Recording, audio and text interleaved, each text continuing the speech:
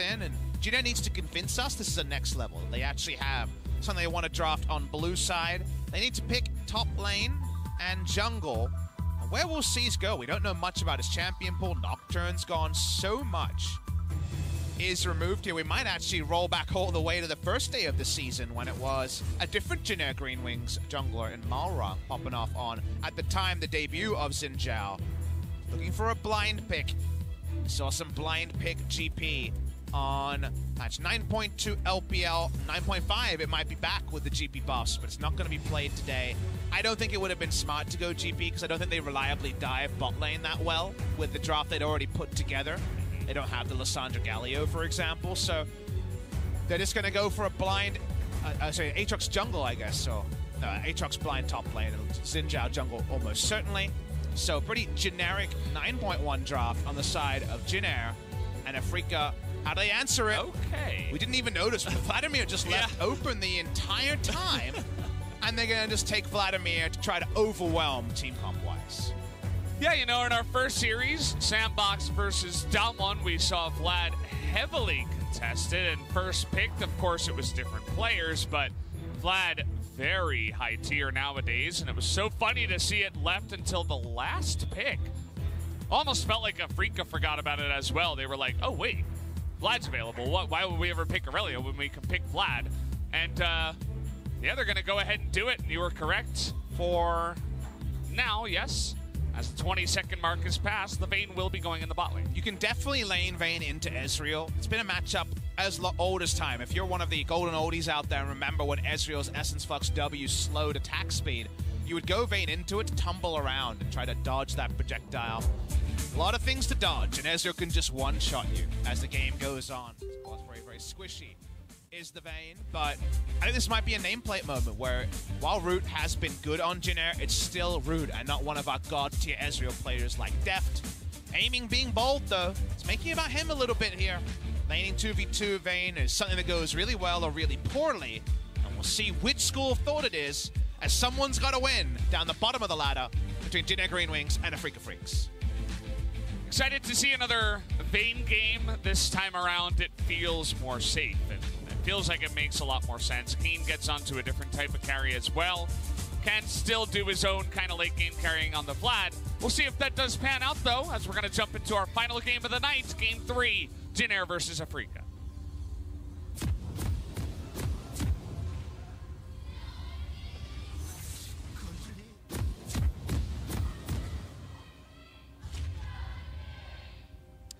Fans staying here late into the night. It's already 10:40 about p.m. here in Korea. And that does mean if they stay until the end of this game, they risk potentially missing their last train home if they are living a bit away. Valdez, both Afreeca and Jin fans are so desperate for a win that maybe that cost is higher. Missing the first win for Jin, or just one of the paltry few for Afreeca Freaks, when neither of these teams has really any hopes of the postseason. It's a pretty big cost to bear as well. So shout out to everyone around the world and those in Lolpark joining us for the 6th game of the day. And what does it mean for the draft? Because we were talking a lot about the Vayne on the side of Afreeca. Just press the attack Vayne in the 2v2 lane. On the Jin side, they've got a lot to like, right? There's a lot of power in this draft, even if it is a bit outdated compared to other 9.4 meta picks. Xin Zhao Aatrox should be able to chase down Vlad pretty well in a long lane, in the top lane, for example. Syndra beats Lissandra in the mid lane, and Brook looked very off the pace in terms of 1v1 laning on Lissandra against his last Syndra. It was definitely looking second class. A few days ago, Ezreal Tom, at least early, should be pretty damn comfortable on the bot side. So outside of Dredge shenanigans, and they should probably be post level 6, the laning phase looks pretty comfortable for the side of Jin. And also, earlier in the game, have less scaling champions than the side of Afreeca Freak. So there's windows for Jin to push and push hard. You just feel like there might be a creeping doubt if Dread can get some ganks off and actually get extra gold that is unexpected based on the lane matchups to the side of Afreeca Freak. It's funny, the stat we saw that Brook, even though he had one of the worst early games of Lissandra versus Syndra, he somehow, on the back of his team, sparing his blushes, was able to win that game on the Lissandra. We'll see if he can recreate that moment here, perhaps up against an easier opponent. Yeah, I wouldn't recommend going back and watching that Dam1 versus Afreeca game number 1. It wasn't a high-quality game, but Dread here first, though. He's lying away. There's a lot of patience. Seems like he was more interested in the big Raptor, though, than actually taking a gank. Yeah. Go back away. But in that game, you know, it sounds like a pretty big thing to say it's one of the worst laning performances I've seen, but it was kind of everything in the kitchen sink when it comes to making mistakes. He was pathing predictably around the lane, so all the Qs were hitting from the enemy. That's always kind of a push and shove, right? It's prediction versus predictability, and it was just too predictable on his juking. He was also queuing the wave at the wrong moments. LS was making a lot of notes of this. Yeah. To just end up being frozen under the enemy turret, so it was actually very eminently gankable in that case, and he was dying to gank. So it was just everything going wrong in terms of a laning phase. A very extended coaching VOD review was required there in terms of the 2v2. So far, at least the laning is in a better spot right now in terms of where the lane was. Dread's going to be spotted on a ward, but Brook definitely has a lot to live up to game number 2. See that Seas comes over, doesn't go for the Wolves, and now does a nice amount of damage here to Dread, but some pings from the bottom lane say, hey, Senin did just invade our jungle as, okay, Grace trying to get a little bit frisky here, but running out of mana, and Brook is playing Lissandra. That's actually really well played by the Xin Zhao. He goes in to try a play and then does lead to the first call. That's good trust from Seas. With his duo lane, only having played a handful of games there. Brook forced out of lane the first time. Hopefully will not be forced out multiple times. Like last time we saw, why are you TPing into the minions, I would ask. I guess he really wants a freeze, but it's not going to happen. Could just TP onto the turret there. Yeah. I've done that before, and then I never did it again. It's definitely one of those mistakes that you're like, oh, probably should never do that again in my lifetime in League. I think if you have your jungler there and you could try to get a freeze, it's fine, but that was just the wrong TP spot. Yeah. Power taken out of root. That's the sort of cooldown that can be relevant here with Senin with his flash up. Jungle pathing for now, going to be a bit more defensive, but again, when it comes to innate advantage, organic advantage, as Frostburen likes to say, there's a lot on Jin Air's draft side, and Afreeca have, you know, this kind of flexing 2v2 pick in the vein. They don't have the asterisk of, by the way, Uzi when it comes to aiming. Afreeca in the late game, I think, have a lot to like, though. Usually when you see Vayne comps, as Brook takes a lot of damage, it ends up being supports, right? That Karma, tank, jungler, things. You don't see that this time from Afreeca, but think about how late game team fights look. There's many drafts where Vayne finds it very hard to function. She struggles against champions like Cassiopeia and really high-threat AoE champions that she just can't tumble and skill shots away from, right? In this game, she has all the AoE threats. Lissandra, Vlad, Galio, Taunt, and just Lee Sin's kick range. Those are things you have to respect as the enemy, and the idea is that aiming fights in between all of that AoE threat, kind of like an AD carry playing around a peeling cannon ult. That's what you have to look for in terms of fights. So that's where things get going, but that's much later. That's a Rage Blade, Zerka Greaves, and a Blade of Ruined King later. So until then, there's plenty of moments where Jin Air should be able to outtrade. And so far, it's not looking half bad. You can see they're already up about 500 gold. Small thing, but still early on, and comes down to some minions in the mid lane that are going the way of the Syndra instead of the Lissandra. So you talked about 2 winning lanes in game number 1. They were able to pull that off with some good jungle play from the side of Seas. Well, they have 1 winning lane, just a bit for now. We'll see if they can get some of their other lanes ahead as well. And of course, when it comes to the more kind of pro play winning, they do have priority top side. I actually would have really liked an extension of the window in which you can push in Vladimir by going early Executioner's Calling. It feels so bad, right? Because Aatrox desperately wants to get 40% CDR as fast as possible. But Executioner's Calling to really force the Vladimir into some tricky decisions and never have a comfortable health bar to wait for your jungle gank. Theory there is you get the Executioner's Calling, so Vlad's always below half health, and you never have breathing room to wait for your jungler to path topside. You need him there as soon as possible. Regardless, it's not going to be done for now, so then around walk in. They still get an invasion topside, but not at the cost of any Vladimir health bar.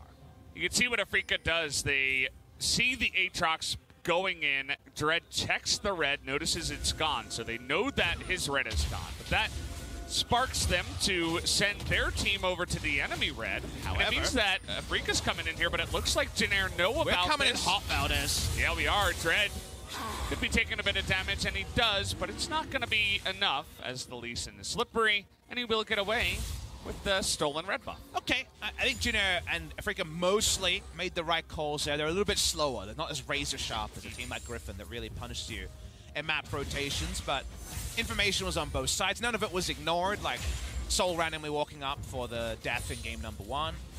And the end result ends up being a trade where the only kind of meaningful difference is that Jin Air left vision where they went, Afrika didn't, so small advantage in terms of map control. Jin Air, they already had that given their lanes, so it doubles down on where they're strong.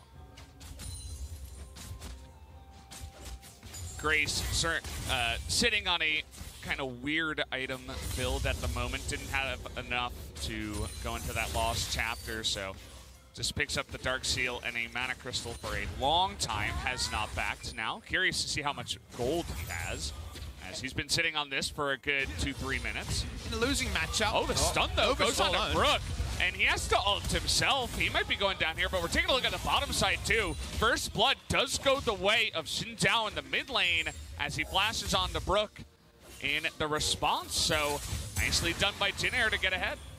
Nerong actually had to use ultimate top side. That seems like a lot when it's level 8 Vladimir to be discussed. Dread is spotted, or should have been spotted, on a control ward here. Looks like they pinged it too, and Root and Nova just gonna back way back.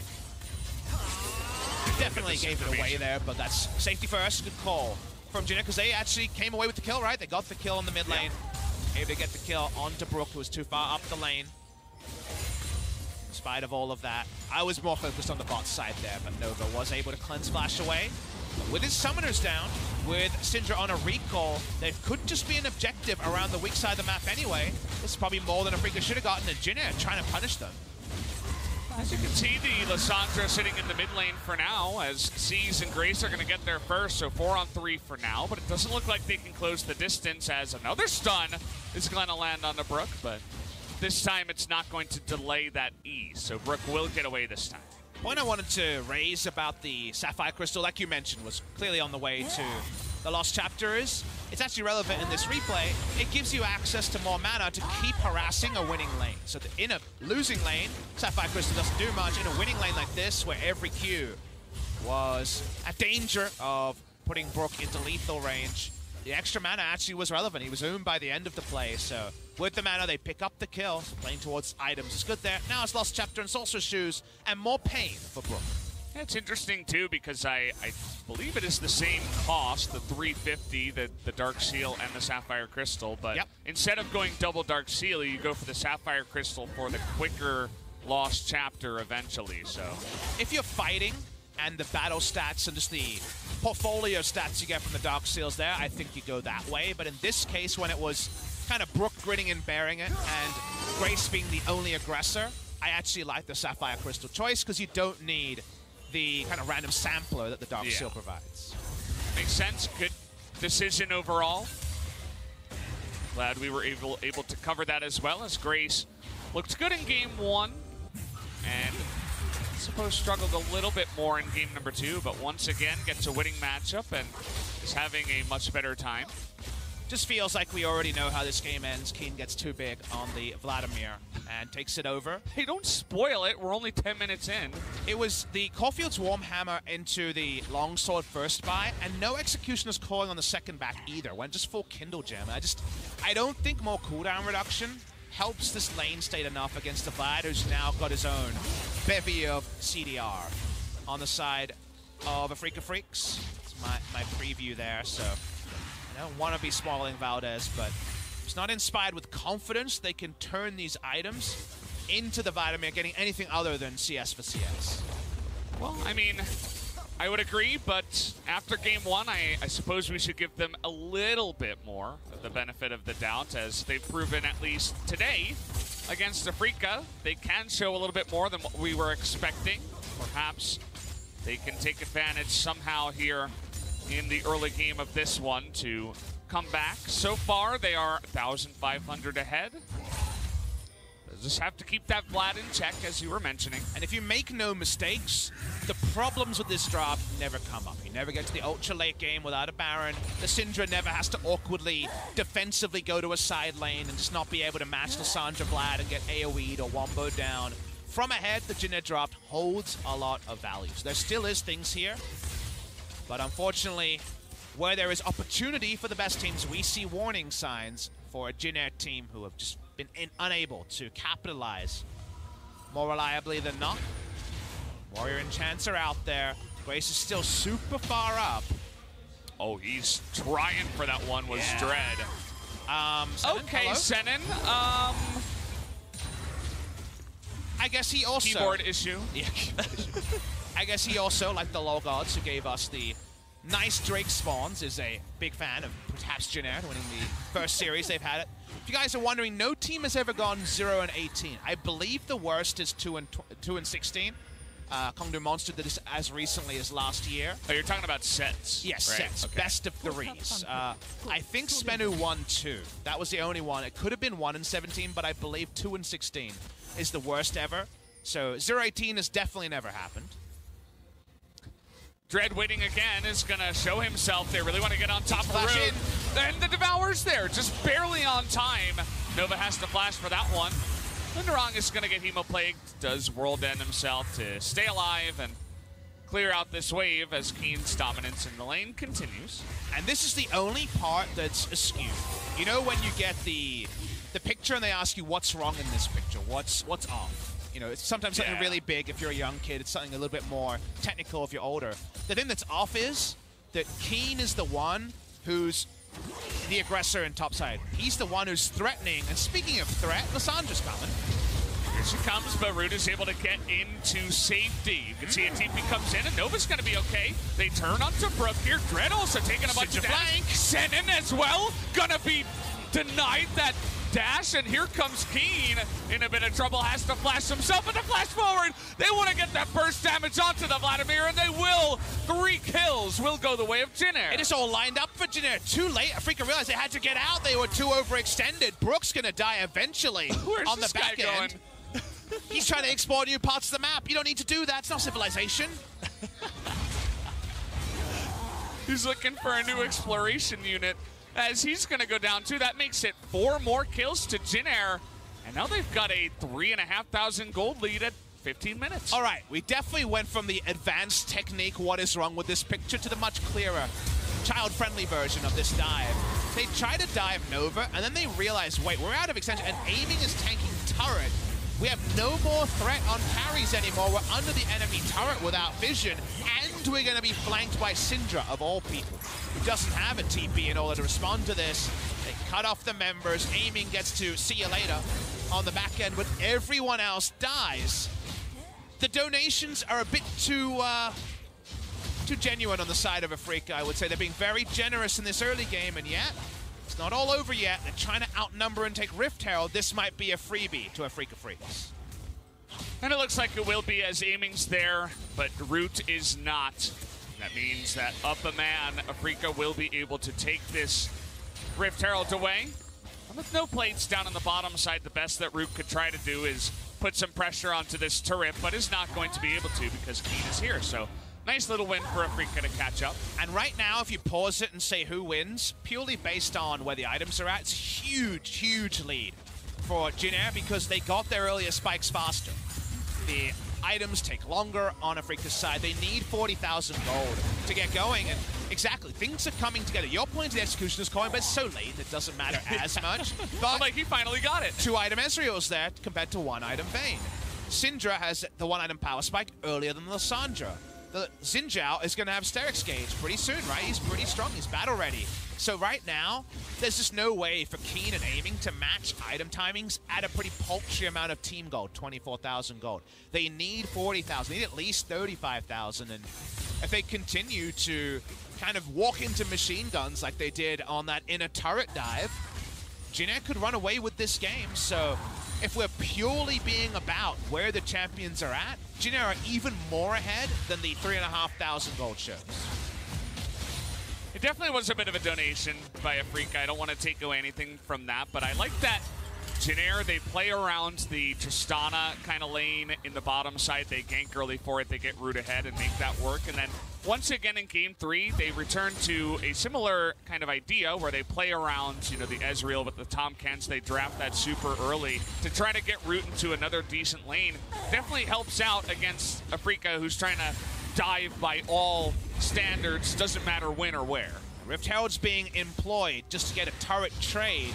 But as you remember, we had a game where Root got going on Ezreal, but they stayed bot lane after getting a big advantage and kind of squandered that position. Yeah. Actually, they had a lot more flexible lane assignments in this game, and the reason why I say that is, it's Vayne, right? Vayne is not going to wave clear in front of an Ezreal very well. Ezreal pushes the wave and then pokes with the Q, and it does most of Vayne's health bar, and she has no wave clear to stop. So actually, Ezreal shadowing Vayne when the supports are involved, when there isn't going to be a map lead and get ganked, gets more advantage, and their only price is an Ocean Drake on the bottom side. So this is a lot more straightforward for Root to keep piling on the pain.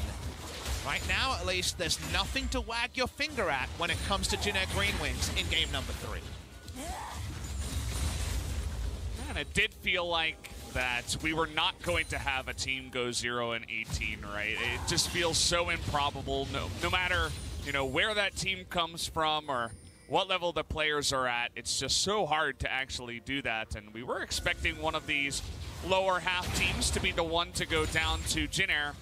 But, I mean, it's not over yet, but we could actually have it happen here, which, again, wouldn't be the greatest feeling for Afreeca to slowly crawl down to a loss to Jin Air. And if you came to me 2 months ago and then said, this would be the time, you know, I would have not believed it, right? I talked on my stream, I like to approach League of Legends analysis like Sherlock Holmes. In fact, if it happened, how would it happen? And you just look at the rosters and you're like, no, that couldn't happen. But then if you came 2 weeks ago with Jin Air showing nothing, having no presence in games, it doesn't matter what the roster is, I'm still there being like, no, I can't see it. But then we see Jin Air get a bit better. We had that amazing Root pop-off team fight a couple of weeks ago. We see, in general, things happening in their games, and they definitely have with C's a lot more get up and go, right? They're definitely waking up in the morning and actually taking on the day. Again, you start to see it, but you needed the last piece of coming into the series today and refusing to run UCAL in any of the 3 games, or Sun, their other mid laner, persisting with Brook in every game, and even in the matchup that he clearly couldn't handle a couple weeks ago. He's been better today, but last time out, this matchup was not LCK standard. You needed to give me all that, Valdez, and even then, it might not be enough.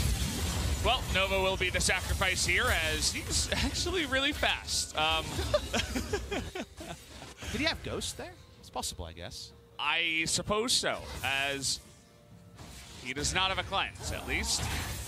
Yeah, that was a very fast catfish, but didn't help him escape the hook this time. But this was the team, if there ever was one, to go 0-18. There's been so many times where that's felt more likely than not over the course of their best of series. But now we load on all the things that have muddied the water, and I think even Sherlock Holmes would need till the 2nd episode to work it out. This is a tricky one, where Afreeca have really good scaling. They have Vayne and a lot of threats for Vayne to hide behind, but they haven't hit that 40,000 goal we're looking for, or even 35,000 goals to even think about a fight.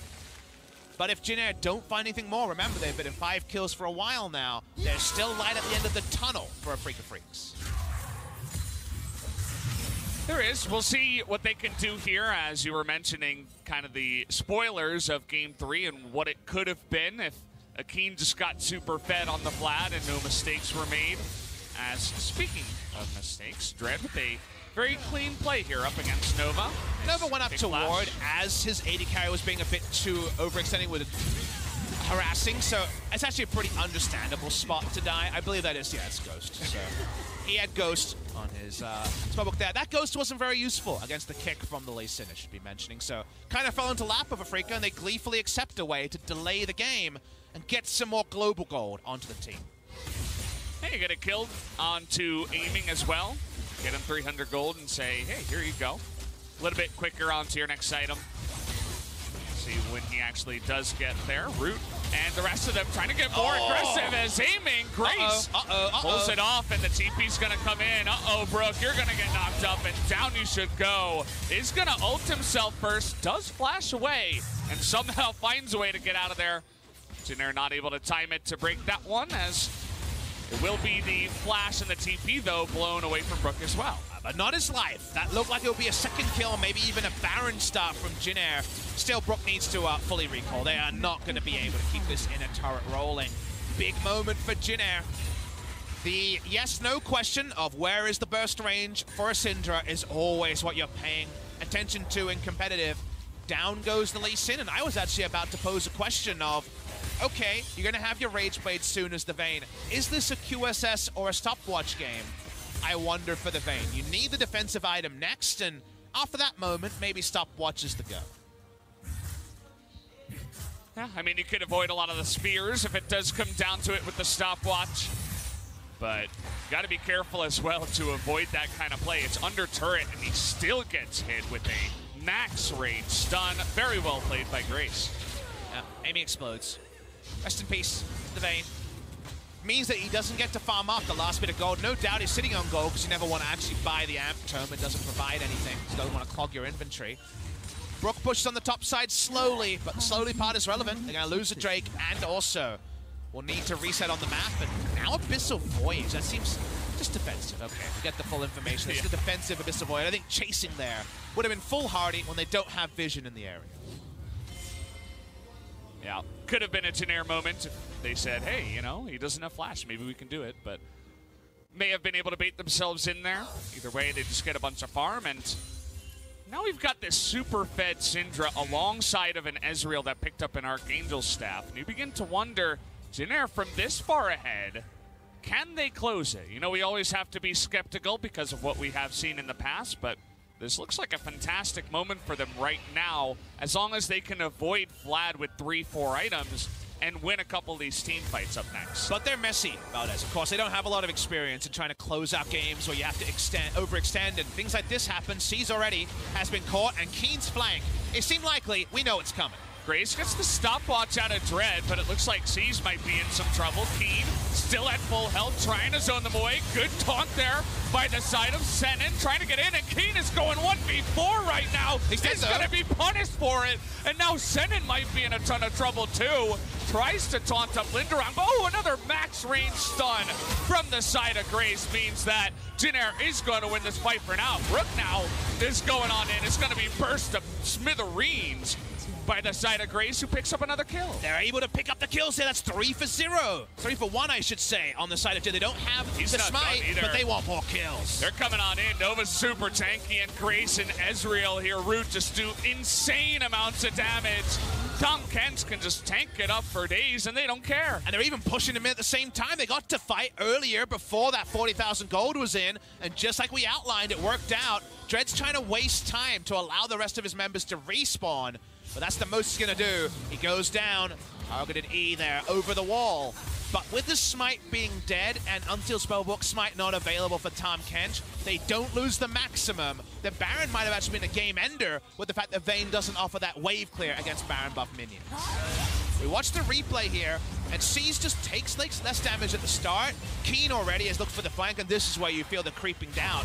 But it's a bit earlier than the team wants to respond, and Stopwatch buys so much time next to the Aatrox ult. Aatrox just sweeping away with his Q in the front line.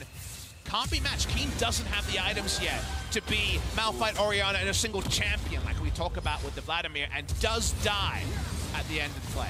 Great mechanics there from Grace, actually, followed up by a near-perfect stun there. He's able to stopwatch just in time to deny the empowered Q from the Vlad and deny that health gain that could have kept him alive and kept him going in that backline, especially once the Galio followed up.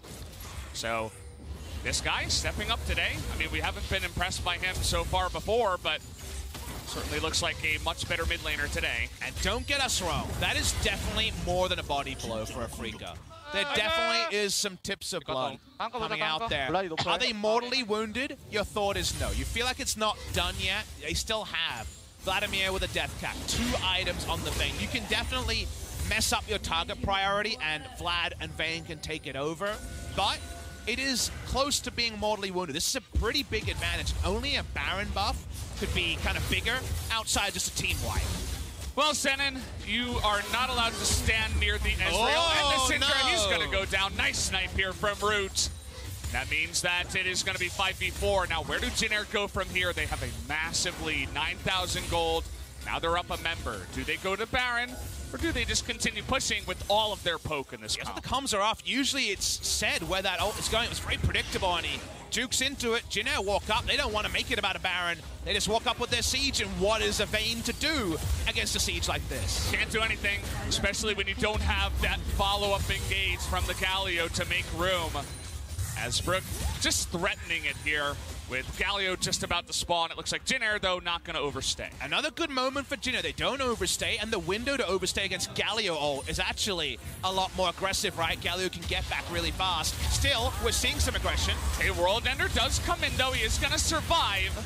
Sees trying to make some room for him here as well, and Brook takes a bunch of damage, so no follow-up. Huge damage as well. Trying to come forward as Root. He's got a red buff. Keen forced to pull out of this one. Stun not quite going to land, though, so they cannot follow up. And you can just see the moment where it clicks in Root's head. He understands, wait, Keen doesn't have flash. There's no threat on the back line. Now that this comp has lumbered in and not found their man, we can re-engage with long-range damage to try to punish them. So I love seeing that, because if Jin Air was full defeatist, you just full-on recall on that spot. Instead, they still show that the Fangs are out. There is a chance for them to find some kills, because 2 kills there and the Baron rolls down, and suddenly the base is broken and maybe the first series is won by Jin Air Green Wings. You can tell that they're finally feeling it here after so long, which is certainly a good feeling for them to get some confidence back and feel like they can actually... Should we go on record? Make some plays. I think Jin Air does it. I think they're going to win this one. I mean, Grace is just ridiculously fed. I don't even know why Dread is anywhere near him at this point. He doesn't have stopwatch. He has no way to get away. You're in ult range. You can't be there. I think the chat's probably feeling it as well. I think Jin Air might have done it, Valdez. He seems like a freaker, just trying too many things and stacking the landing on most of them. They're not getting it together. Jin Air's actually trying to take multiple objectives here, but the lure of the Baron is definitely less than we might have expected. The damage from Root is unbelievable. Yeah, I mean, the Ezreal is still going to be an Ezreal. Root is a fantastic AD carry. Hasn't had a moment before now, but finally, he's getting his time to be that Ezreal. That was an Inferno. Would have been a sick map play, but yeah, I don't know about the Ocean Drake. Did I get it anyway? And it does mean no Elder spawning at 35. Again, would have delayed that one, but not something we see pro teams do. That is